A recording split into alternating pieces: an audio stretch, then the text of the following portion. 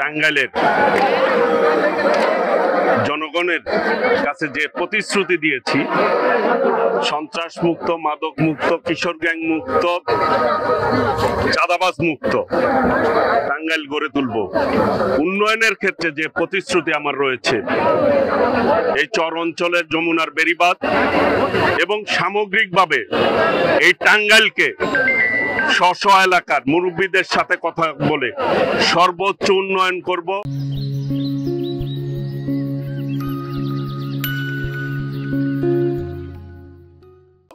শহরের যানজট নিরসন করব এবং ড্রেনেজ ব্যবস্থা যাতে সুন্দর থাকে, সমস্ত টাঙ্গাইল সদরের লোকেরা যাতে এইটার সুফল পায় এবং উন্নয়নের ক্ষেত্রে সর্বোচ্চ উন্নয়ন করব।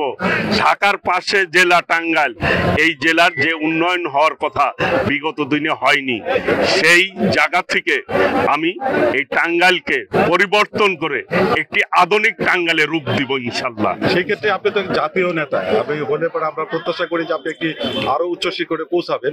সেক্ষেত্রে কি টাঙ্গাইলকে সিটি কর্পোরেশনের চিন্তা ভাবনা আপনার রয়েছে? টাঙ্গাইলের জনগণের সাথে নিয়ে কথা বলে অবশ্যই ঢাকার পাশে গাজীপুর আছে, ভবিষ্যতে আমাদের পরিকল্পনা তো দিন দিন ভালোর দিকে আমরা যাব, যে এই টাঙ্গাইলকে যাতে একটি আধুনিক শহর হয় সেই ব্যাপারে সিটি কর্পোরেশন জনগণের চাহিদা অনুযায়ী অবশ্যই আমরা ব্যবস্থা করব।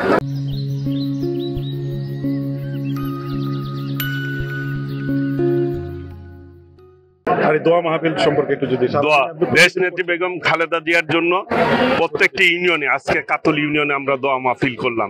ইতিমধ্যেই কাকুয়া, বুগরা, দান্না এগুলিতে আমরা করেছি, সিলিমপুর, বাগিলে এই দোয়া মাহফিলগুলি আমরা করেছি। আজকে কাতলিতে করলাম, শহরেও করেছি। গতকাল সারাদিনে, গতকাল রাত্রে 11:30টার পরে ইতিমখানায় গুলিতে আমি কম্বল বিতরণ করেছি এবং তাদের সাথে দোয়া মাহফিলে অংশগ্রহণ করেছি। সারাদিনে 15টা থেকে 17টা দোয়া মাহফিলতে অংশগ্রহণ করি। মানুষের একটি চাওয়া, বাংলাদেশের মানুষ এক জায়গায় মিলিত হয়েছে, দেশনেত্রী বেগম খালেদা জিয়ার রোগ মুক্তি চায়, সকলে দোয়া করছে আল্লাহর কাছে, আল্লাহর কাছে ফরিয়াদ করছে আল্লাহ তাকে যাতে দ্রুত সুস্থ করে আমাদের মাঝে নিয়ে আসে। এই যে টাঙ্গাইলবাসী, এর মধ্যে আরেকটা প্রশ্ন করি, টাঙ্গাইলবাসী ইতিপূর্বে কেউই সাহস করে বলতে পারেনি যে আমরা সিটি কর্পোরেশন চাই অথবা প্রত্যাশা করতে পারি না। আপনি আজকে একটা প্রতিশ্রুতি দিলেন, এই বিষয়টি নিয়ে আরেকটু দৃঢ়ভাবে আপনার কাছ থেকে আমরা প্রত্যাশা করছি।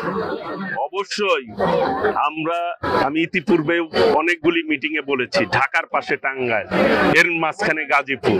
টাঙ্গাইলের মানুষের চাহিদা যখন যেটা থাকবে, সিটি কর্পোরেশনের চাহিদা থাকলে অবশ্যই আমি সেই ব্যাপারে সর্বোচ্চ পদক্ষেপ নেব।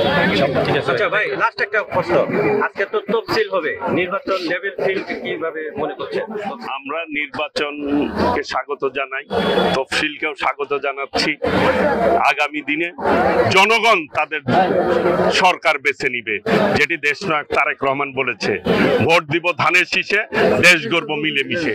এই স্লোগানকে সামনে নিয়ে সবার আগে বাংলাদেশকে বুকে ধারণ করে আমরা পথ চলব এবং জনগণকে সঙ্গে রেখে এবং জনগণের সাথে থেকে আমরা এই দেশটিকে গড়ে তুলব ইনশাল্লাহ।